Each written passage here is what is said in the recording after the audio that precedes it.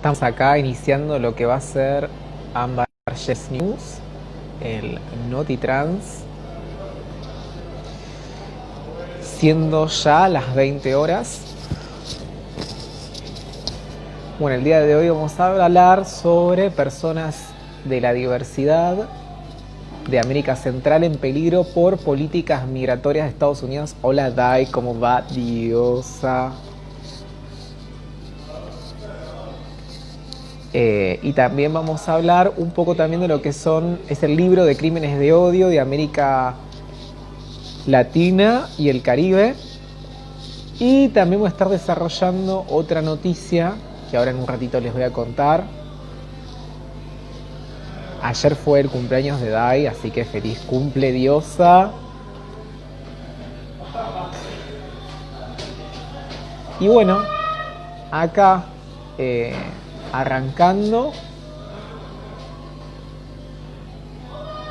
Y a ver, vamos a ver también esto. Vamos a desarrollar vamos a desarrollar de a poquito, punto por punto. El día de hoy vamos a ir al segundo tip del libro de crímenes de odio. Hola, ¿cómo va, Guillermo? Y bueno, arrancámonos más. Vamos a ir entonces con esta noticia que es: personas de la comunidad LGBTIQA+ de América Central en peligros por políticas migratorias. Y dice así: todos los años miles de personas LGBTIQA+ migran desde Honduras, Guatemala y El Salvador hasta México, buscando llegar a Estados Unidos. En la mayoría de los casos lo hacen por salvar sus vidas. En sus países de origen son violentados por su orientación sexual, identidad de género, incluso amenazas de muerte. Las nuevas medidas antimigratorias del presidente de Estados Unidos, Donald Trump, anunciadas el 20 de abril en el marco de la crisis por coronavirus, establecieron la suspensión temporal de peticiones de asilo humanitario. Hola, ¿cómo va, Lean? Estoy desarrollando la noticia sobre personas LGBTIQA+ de América Central en peligros por políticas migratorias de Estados Unidos.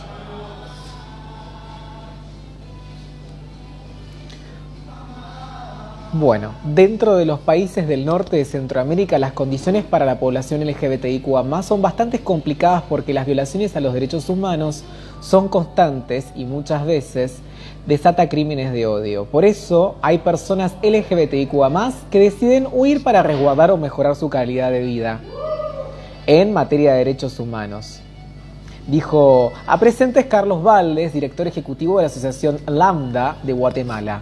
La Oficina de Aduanas y de Protección Fronteriza de Estados Unidos reportó que miles de migrantes han sido rechazados y expulsados a la frontera entre México y Estados Unidos. La propagación del coronavirus en el mundo obligó a muchos países a cerrar sus fronteras y controlar sus flujos migratorios. Estados Unidos aplicó desde abril el título 42, sección 265 del Código de Estados Unidos. La entrada de migrantes provenientes de fronteras de México y Canadá es un serio peligro para la salud del país. Por ello, CBP prohíbe la entrada a ciertas personas que representan un riesgo potencial de infección de COVID-19, informó la oficina en un comunicado publicado en abril.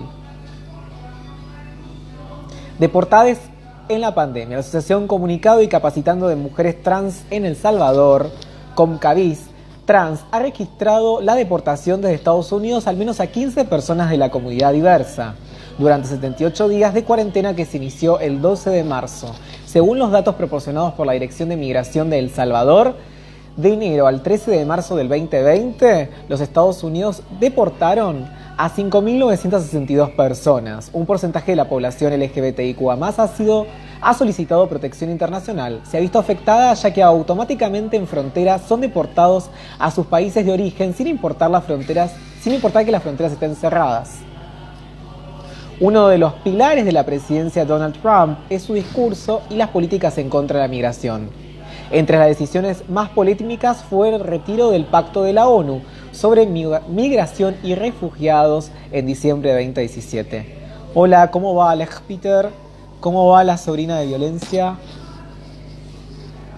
¿Cómo viven la pandemia migrantes LGBTIQA+, más la frontera en el norte de México?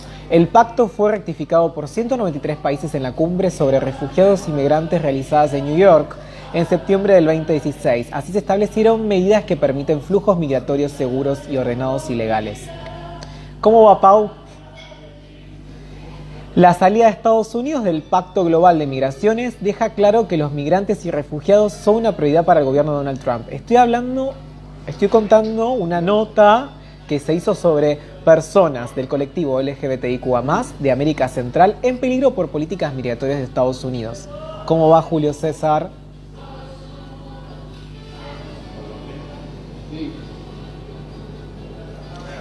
Acuerdos de país seguro. En agosto de 2019, entonces, el secretario interino de Seguridad Nacional de Estados Unidos, Kevin McClellan, inició una gira por los países del Triángulo Norte de Centroamérica para profundizar la colaboración en temas migratorios, incluido las firmas de acuerdos de país seguros que buscaba la contención de los migrantes que buscan llegar a las fronteras del país del norte. Guatemala es el único país que implementó el acuerdo de país seguro y aceptó a finales de julio convertirse en el tercer país seguro durante la vigencia hasta que fue suspendido por la crisis sanitaria.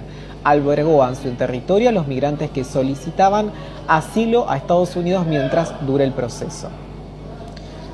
Bueno, dicho esto, vamos a seguir con una nota que tiene como protagonista a Carlos Jauregui. Carlos Jauregui fue el fundador del CHA, que es la comunidad homosexual argentina, y dice lo siguiente: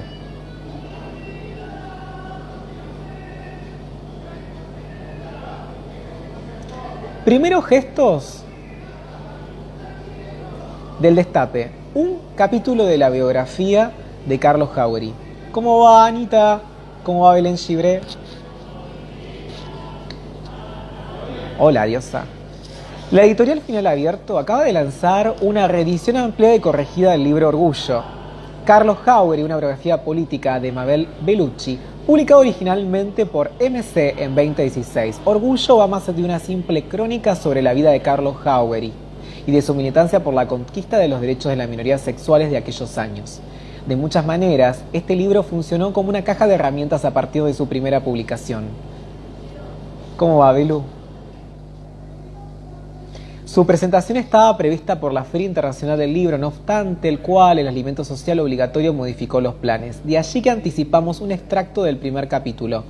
¿Cómo va, María Camila? Y sumamos fotografías proporcionadas por el archivo de Marcelo Ferreira.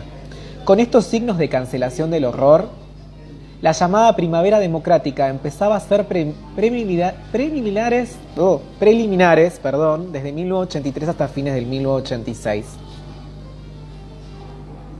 Este periodo también fue conocido como el Destape, nombre a imagen y semejanza del proceso abierto en España a partir de la muerte del generalísimo Franco en 1975 con el Pacto de Moncloa. La primavera democrática desarrolló un paisaje social y cultural gris, enlutado, herencia de botas y campos de concentración.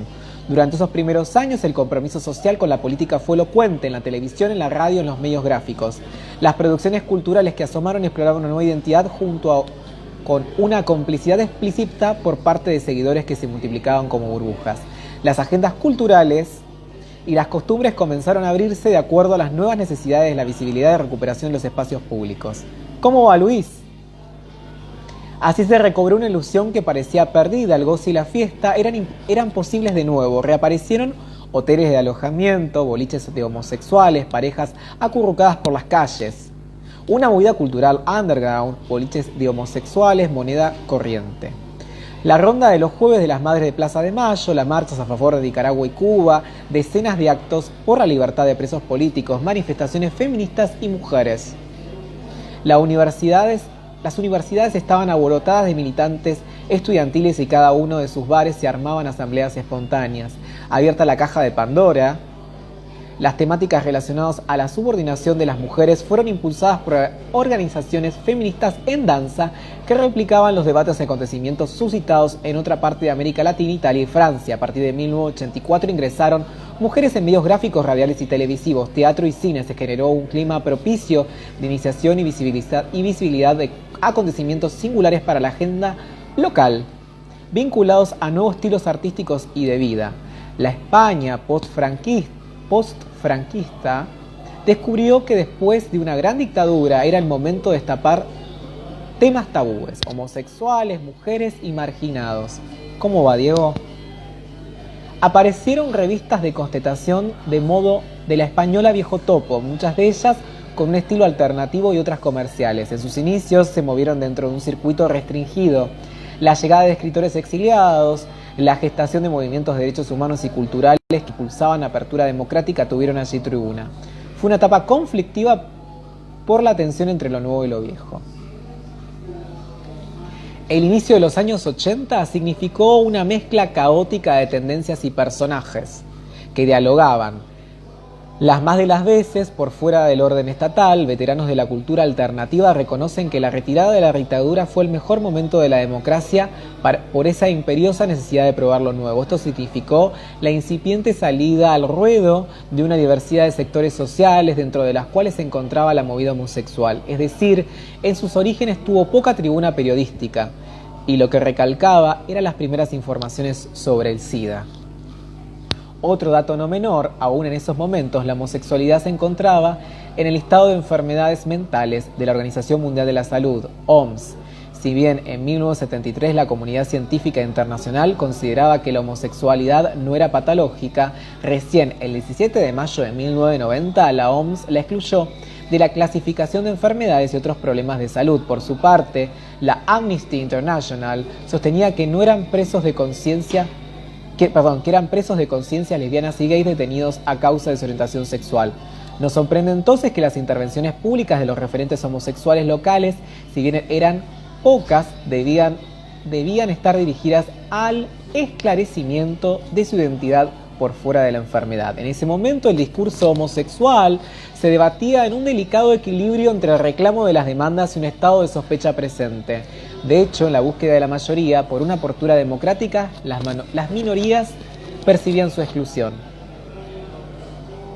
Durante la postdictadura, ¿qué tal, Cofiu?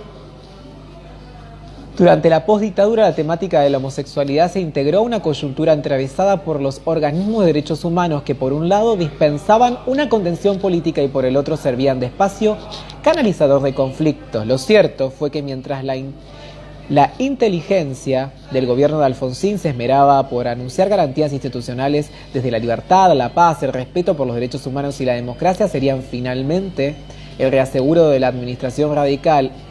En el entonces ministro de Interior, Antonio Trócoli, afirmó que la homosexualidad era una enfermedad y que nosotros no pensábamos tratarla como tal.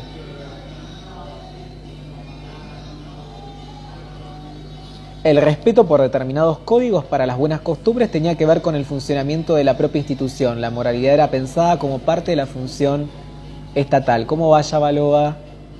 Si la sociedad lo ha hecho homosexual, tendrá que soportar su homosexualidad y ver qué hará para ayudarlo. Reprimirlo es peor. La homosexualidad reprimida se hace criminal. De inmediato se organizó la Comisión Pro Defensa de las Libertades Cotidianas con el único objetivo de derogar los delitos policiales y la averiguación de antecedentes. Las caras visibles de la comisión de Ricky Sims y el artista plástico Wimmer Mayer. Willy Vigo, compañero de ruta en esa travesía por Europa, llevó a cabo Jauregui, recuerda un hecho que fue revelador para orientar la futura militancia del paladín gay en los organismos de derechos humanos. En un otoño de 1981, en Madrid, Carlos se tropezó con un número del Viejo Topo dedicado por completo a denunciar los horrores cometidos por la dictadura militar en Argentina. Tengo presente el estremecimiento que le produjo a Carlos leer aquellos testimonios de sobrevivientes, víctimas del terrorismo de Estado. Bueno, hay que decir que muchas veces se habla de dictadura, pero no se visibiliza el colectivo de la diversidad como víctimas y desaparecidas. Bueno, habiendo hablado de estos dos temas, voy a cerrar el día de hoy con otro punto del libro de Crímenes de Odio, gestado por Caribe y América Latina. En este punto 2, Dice: crímenes de odio basados en la orientación sexual, la identidad de expresión de géneros y las características sexuales. El deseo de matar a alguien o el hecho de hacerlo por no ajustarse a las normas de género por la cual una persona se supone que vive, sugiere que la vida misma requiere una serie de normas bajo las cuales ampararse. Y estar fuera de ellas o vivir fuera de ellas equivale a cotejar la muerte. Judith Butler, Deshacer el género. ¿Cómo va, Agustín? Cuando la violencia física se desata sobre los cuerpos de lesbianas, gays, bisexuales, personas trans e intersex, estamos ante crímenes de odio que están motivados específicamente por la aversión hacia la orientación sexual, la identidad de género o sus expresiones, o las características sexuales. La violencia contra las personas LGBTIQA+, reviste una especificidad no solo en cuanto a lo que lo motiva, el odio, rechazo por la diversidad sexual y las múltiples manifestaciones, sino también en lo que hace particular un modo de imprimirse sobre el cuerpo de las víctimas escogidas. Hay en ello un plus de crueldad, un cierto ensañamiento orientado a dejar una marca indeleble en el cuerpo supliciado. En ese sentido, el estallido de la violencia que trae consigo el crimen de odio motivado por la orientación sexual no hegemónica, por una identidad o una expresión de género no normativas, o incluso por el hecho de poseer características sexuales que no se amondan a los estándares culturales de la corporalidad, da lugar a una fisicalidad exagerada que a menudo pareciera reclamar vías de expresión como ofician de constancia del sufrimiento infligido hacia la víctima. Como veremos más adelante, estos crímenes no admiten austeridad y dejan tras de sí una escena para recuerdo. ¿Cómo va, Pegatinis? A la vez, catarsis, aversiva y el arte de aleccionar, estoy hablando del punto 2 del libro Crímenes de Odio que se gestó entre compañeros del Caribe y América Latina.